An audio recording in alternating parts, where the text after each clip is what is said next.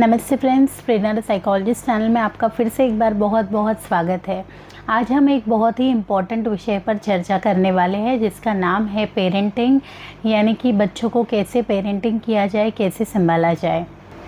तो पहले तो दोस्तों हम ये जान लेते हैं कि parenting is not just about raising the children. ये सिर्फ बच्चों को बड़ा करना, इसे पेरेंटिंग नहीं कहते हैं। बेसिकली हमें बच्चों को रिस्पॉन्सिबल यानी कि ज़िम्मेदार व्यक्ति बनाना चाहिए, कॉन्फिडेंट बनाना चाहिए और एक हैप्पी चाइल्ड बनाना चाहिए। तो आइए इस जर्नी में मैं आपको बताने वाली हूँ बहुत ही ईजी ओनली 4 पेरेंटिंग टिप्स, जो अगर आप अप्लाई करेंगे तो आपके बच्चे का अपब्रिंगिंग बहुत अच्छा होगा एंड आपके जो बच्चों का और आपका जो फैमिली बॉन्डिंग है वो भी अच्छा बन जाएगा। तो हम देखेंगे 4 parenting tips which are very important parents to every one of you. But आपको बेसिकली इसके लिए हमारी वीडियो पूरी देखनी है सो दैट आप इसमें से कुछ भी मिस नहीं करें।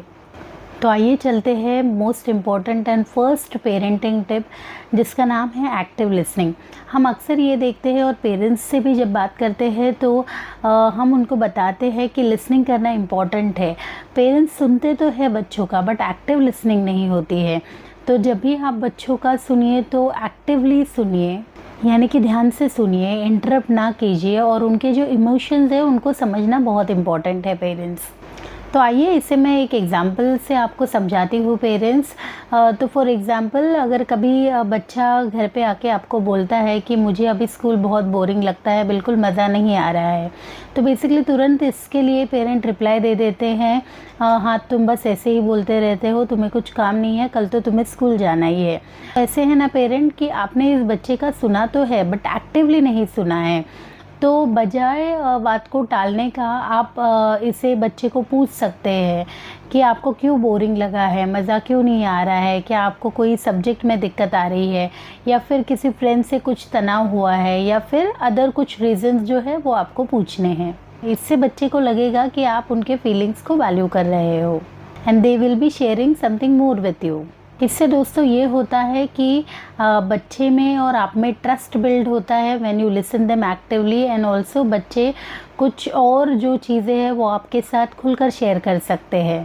सेकेंड मोस्ट इम्पॉर्टेंट टिप्स ये है पेरेंट, मैं अक्सर पेरेंट्स से कहती हूँ कि कनेक्शन और करेक्शन, ये ग्राफ पे ध्यान दीजिए।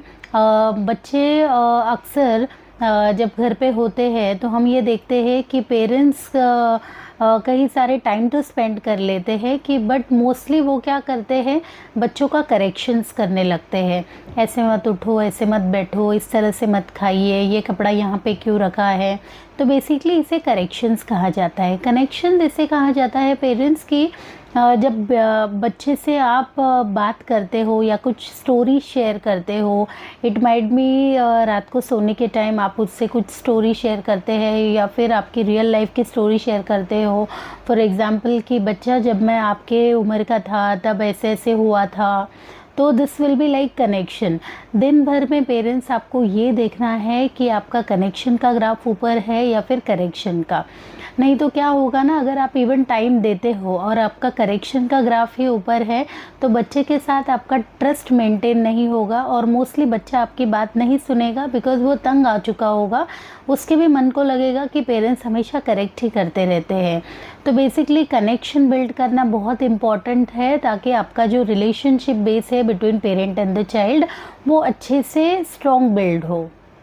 The third most important tip है पेरेंट की पॉजिटिव डिसिप्लिन बनाना। अब पॉजिटिव डिसिप्लिन का मतलब ये नहीं है कि आप बच्चे को पनिश करें।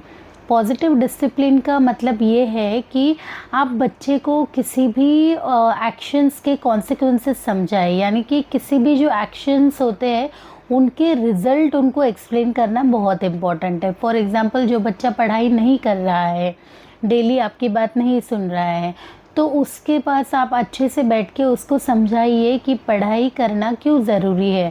अगर पढ़ाई नहीं की है तो उनके रिजल्ट्स क्या आ सकते हैं, या फिर प्रॉब्लम कुछ और होगी, जैसे कि बच्चा हिटिंग बिहेवियर यानी कि फिर कोऑपरेटिव नहीं होता है दूसरे बच्चे के साथ, तो उसको उसके रिजल्ट्स समझाना बहुत इम्पॉर्टेंट है। कभी कभी पेरेंट्स क्या करते हैं, अगर कुछ कंप्लेंट्स आते हैं टीचर से या फिर किसी और पेरेंट्स से, तो अपने बच्चे की पिटाई करते हैं। तो रैदर देन दिस उसको ये एक्सप्लेन करना बहुत इम्पॉर्टेंट है कि आप जो एक्शंस कर रहे हो उसके रिजल्ट्स क्या हो रहे हैं एंड किस चीज़ के लिए ये बिहेवियर अच्छा नहीं है। सो फॉर एग्ज़ाम्पल लाइक अगर बच्चा होमवर्क नहीं करता है, उसके ऊपर फिर टीचर के कंप्लेंट्स आते हैं, he has not completed his notes और होमवर्क, तो rather than shouting at your child, उन्हें अच्छी तरीके से समझाओ कि अगर आप ये होमवर्क कंप्लीट करते हो तो आपको टीचर का शाउटिंग नहीं सुनना पड़ेगा, आप क्लास में कॉन्फिडेंट फील करोगे। बिकॉज बच्चे अक्सर ये बातें नहीं समझते हैं, तो हमें उन्हें एक्सप्लेन करना है कॉन्सिक्वेंसेस या फिर रिज़ल्ट, ताकि बच्चे भी इस पर धीरे धीरे काम करना शुरू करें।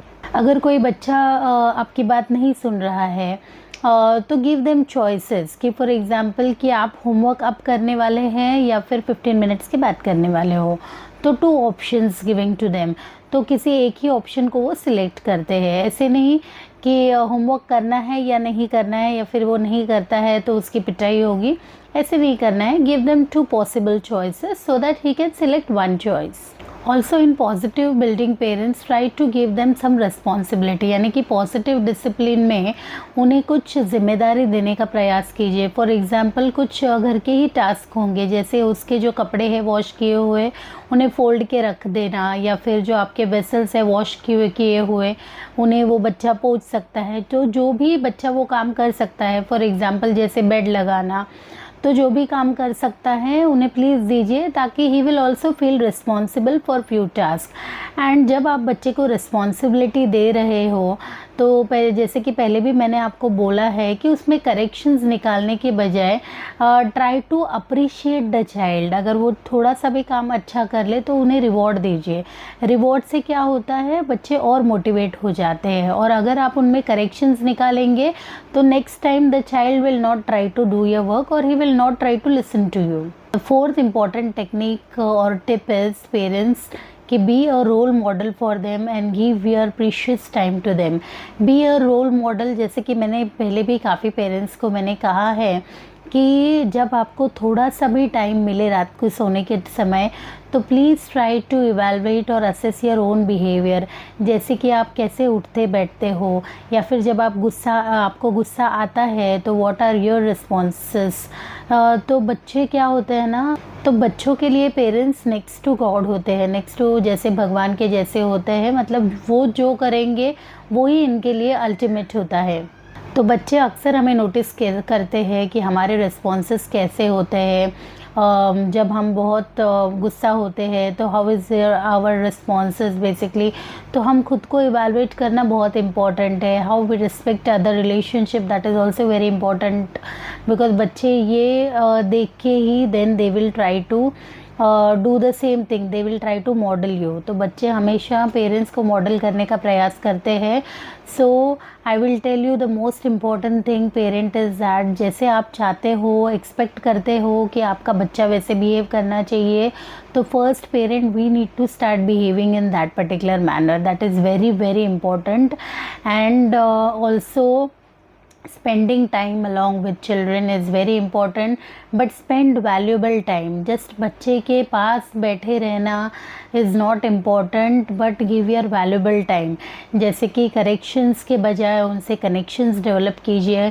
एंड ऑल्सो ऐसे होता है दोस्तों कि कई बार हम बच्चे के बाजू में बैठ जाते हैं, उसके साथ बैठ जाते हैं, बट वी आस्क देम कि आपको ये होमवर्क खुद ही फिनिश करना है या खुद ही, तो ऐसे नहीं करना है। जैसे एक्टिव लिसनिंग इज़ इम्पॉर्टेंट है, वैसे active engagement with your child is very very important. तो दोस्तों ये थे 4 very important basic tips which parents can follow for their children. And आपको ये वीडियो पसंद आई है तो please comment on the comment box given. And please अगर और भी आप कुछ सजेशंस या फिर एडवाइस या कुछ गाइडेंस चाहते हो तो please do comment. And also do not forget to like, share and subscribe our channel. Thank you so much.